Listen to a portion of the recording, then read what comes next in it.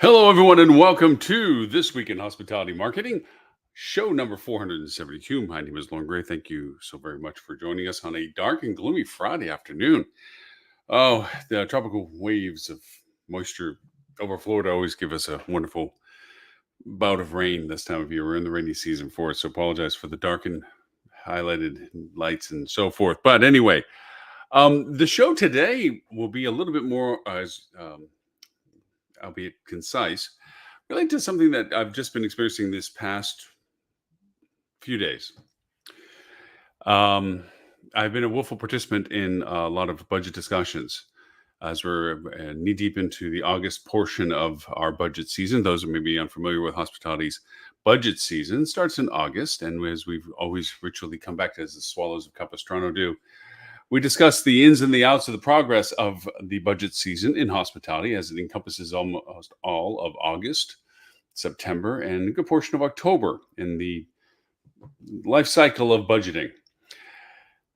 The experiences of the past few days have really come to light on some things that I have the privilege and uh, the pleasure of being a trusted relationship with several clients, and then as such, I'm privy to being a portion and part of the budgeting process. Usually, as a unbiased third party. I mean, we put ourselves in great positions as being trusted, where we're not looking to displace other vendors and so forth, or to always have those perceptions that show what's being done so poorly by somebody else and how well we can do it. We tend to be very neutral in our approach with dealing with clients that ask us to have a unbiased perspective, auditing, what have you, so forth, and builds relationships with them. And then when they go through this time of year, we get brought into the conversations with their current vendors, because this is that time of year that, as you begin to ponder and purpose the next year's budget, you always go through the evaluation process of current vendor relationships, value propositions, and expectations. And you've heard me bemoan the fact that many times in budgets, there is a finesse to it, in the sense of the politics, the sometimes contrived revenue management goals that are handed down and mandated to the teams to facilitate some method of reaching those numbers, however unrealistic they may be, or on how unbased in facts they may be. And for that reason, today's topic, as of course it is budget related, but this is going to be an interesting twist to it, just considering that we just had the political phrase of the Democratic Party and also the Republican parties. So the topic for our discussion this week is the politics of budgets for 2025. Now, this is not going to be a political discussion between Democrats and Republicans, and or the fact that it is a election year, which always hybrids the economic statuses of so many things, investments, value propositions. The Fed just was going to be giving their announcement today as to how they're going to adjust interest rates, and for the first time, there's optimism that that will be a retreat from the constant escalation of the interest rates that have happened for the past 4 years, and that they're going to notch it back, or begin to notch it back, and they might quantify how much that might be today, which is great positive news for all markets in that sense. And it gives us great boost into the economy and the reduction of costs and so forth, which is in part parcel to our discussion today as to the impact on the trend that travel has been having. I've been a part of many conversations, again, with clients and from people participating in our hospitality marketing club, that there is this general optimism of travel. However, the realization of it is not equally distributed into the spectrums of hospitality.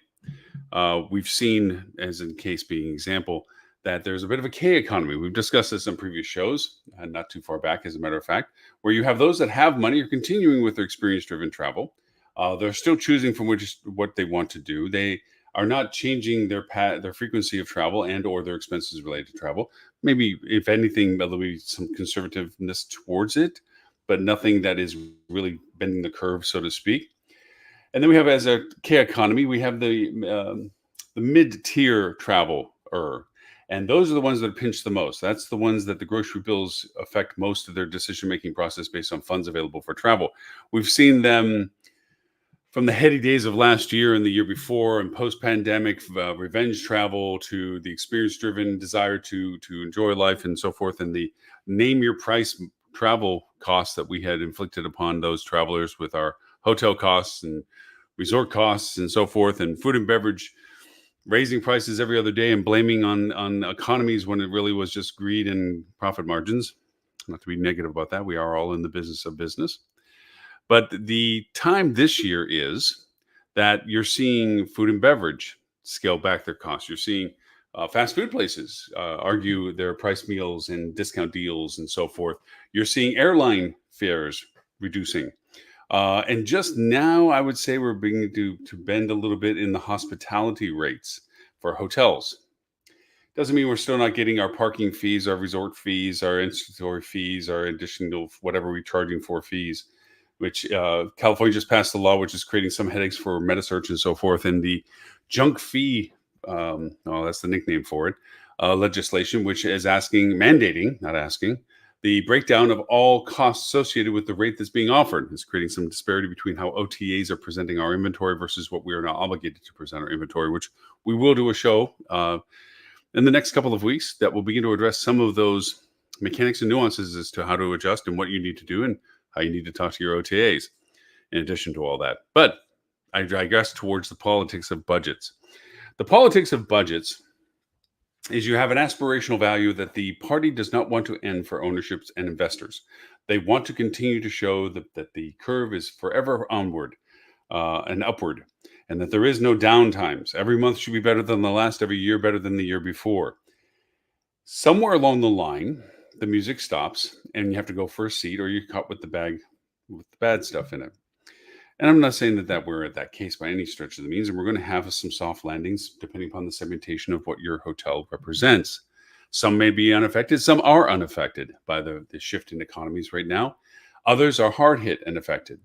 The ones that are hard hit and affected are those that tend to cater to the classifications of mid-tier travelers who have a shrinking budget of travel compared to all the extra expenses that they have in cost of living. And as such, when you add the four magical components to travel expenses of entertainment, transportation, accommodations, and food, without all of them reducing in cost, you diminish the extent of what that travel encompasses, because a set amount of money to be spent by a traveler is a set amount of money. And if everything's more expensive in those four categories, then there is either an inability to travel or a reduced amount of time that they can spend monies at those levels to travel. We know that historically, statistically, that most everyone travels twice a year. There's a larger travel compared to a smaller travel. The larger travel tends to be more of the seasonal travelers. You think of spring breaks and summers for families, spring breaks for also families, but then you have more of those people that are college bound or just youthfully into their first careers, and they have travel opportunities that can present themselves for that. Then you have other seasonalities of people that are empty nesters, more age demographics and so forth, and they'll have their seasons in the sun when it comes to travel. And all of those have financial considerations that either allow them to travel or diminish their value of travel. It's a quick recap to the process, getting to the point of the politics of budgets. So you have owners who want the party to never end, and you have the realization of how to maintain that. And this is where the politics comes in, because I'm seeing decisions based on how can we blame somebody else if it doesn't work out the way we promise? Or I'll tell you this with the caveat that if it doesn't work out, I told you so in some soft way. I see the dialogues between management companies who are tasked to perform at the level of ownership's request. That rolls downhill to the operations within the properties are tasked to perform at levels that will generate the revenues that are being asked of them. In turn, whether it be management company or property, depending on who's handling the vendors that are responsible for the implementation, the tip of the spear when it comes to the marketing, you get a very interesting response that I've seen pretty much across the board. I've seen those that have been truthful and honest in saying where the limitations of the request are going to be hit and how it may not work. Even those people who do try to point out the obvious that these are unrealistic numbers and or can't simply just be generated from what they're being allowed to spend, often at least acquiesce, saying that there's some hope to it regardless, aka please don't fire me for telling you that you don't have pants. Then it goes up to full-blown, I'll just tell you whatever you want, knowing that down the road, I'm just going to tell you how it didn't work. In a strange way, I have to applaud them for their absolute stone-faced, flat-out lying that I see people do, where they will promise whatever you're asking, knowing that in the process, and sadly true, the course of the time that passes and as the year goes on, the excuses fall into their lap because things happen that we don't foreordain. So we can blame those kind of things, changes in economies, travels, weather events, so forth and so on, hiccups that can easily be pointed to and say, well, when we made that budget on the numbers you wanted and we believed we could attain that, we didn't expect a hurricane or a flooding or whatever. And so for those reasons, you can't shoot the messenger or shoot the person that promised you that and can't deliver it, because these are just things that happen. And I say poo on that idea. But anyways, you always plan for the unknown with the fact that you don't know it. So you have to plan what you would do. You stress test your budgets to ensure that you have variability as to what you would do if a channel lower produces and or the conversions aren't correct, or there's other opportunities that are going to have higher costs. You work that out to know what your margins and variances are so that you know to shift and move. At least you have a direction of how to shift and move when those things happen that you couldn't plan for. So all excuses aside, you can plan for the not plannable. That being said, you have the placation of telling owners what they want to hear so that they continue to pay you for whatever it is that they're paying you to do. And full knowing that you also get camaraderie in this delusion. Owners want to feel that they've laid the law down with management and operations and property level people, and that their word is what they're going to do. And in reply, they get the affirmative, we will do everything, and this is how we're going to do it, under the hopes that ownership doesn't understand what they're just presented, so that they feel like they kind of like say, hey, we gave you that info. If you didn't understand that we had concerns in certain areas, that's not us, that's you, it's on you. You didn't look close enough. But they want that affirmative. And you get cohorts in crime from this. You have management teams that coerce and coordinate with property managers that they'll both share in the fact of, I'll believe what you said if you believe what I say, so that they believe what we both said. That happens. I've seen where I've had the conversations at individual property levels and at management levels that are completely in the opposite direction of what they're telling ownership, with the deniable culpability of excuses that can get built in, expectations that are unrealistic, and modalities that are vague to prove. Now, it sounds all like gloom and doom, but this is the politics of how budgets could work. You have a high demand, and you have on the other end lower expectations. And how do you find that wonderful piece in the middle? I can say truthfully, and this is the good side of the conversation, there is some very good organizations that collaborate on the reality of what they're trying to do, in as much as the process of doing it, so that there is a unification of concept, that management teams, property teams, sales, marketing, revenue managers, everybody understands the missions and the KPIs. They understand the variations of what it's going to take to get to those KPIs and what it's going to require ownership to understand as to what they need from ownership to hit the goals that they're being told. Not simply to take what's ever given to them and expect that they're going to produce results on numbers that they don't have the monies to provide. This comes through a genuine dialogue with ownerships, management companies, where you look at the channels of contribution, their total capacity of contribution, the total cost to acquire that contribution, and the variables of how much more any of those things changed could create and promote for that channel of contribution. So if your online paid campaigning has, at its best day in its best season of its best year for you, generated 15% of top line contribution, it is not going to solve for your 20% reduction in another channel. It doesn't have the bandwidth of availability for that gap to be filled by just them alone. But that's the magic of experienced and professional people, understanding what pieces can work together to adjust for deficiencies in channels that underperform based on previous expectations, and knowing how far you can push it before that you get past that line of diminished value of return, that magical level of putting one more dollar in and it's not worth the dollar you put in for the margins that you need.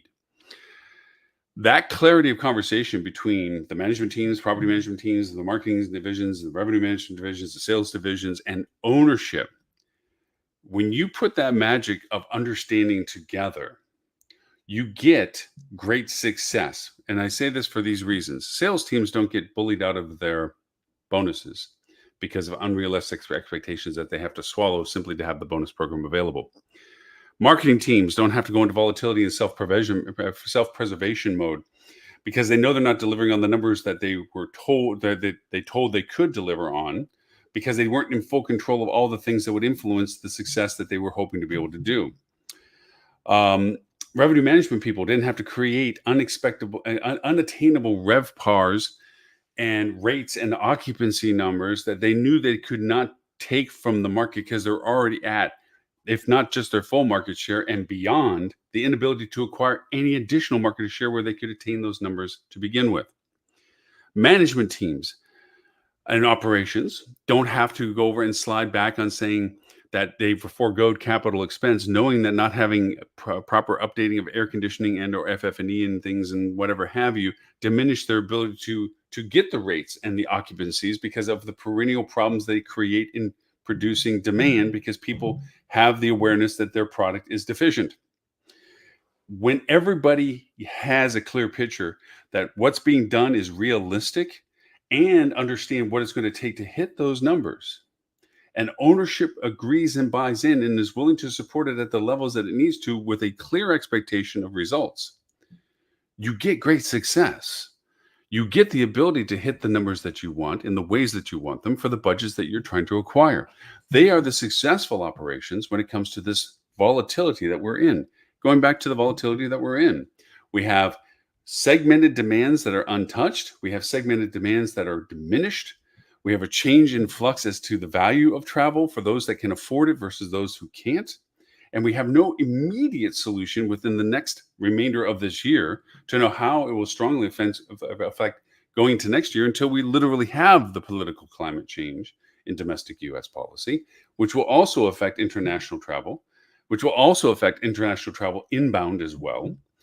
It has a very profound ripple effect, almost tsunami effect, on how our business of hospitality will move forward.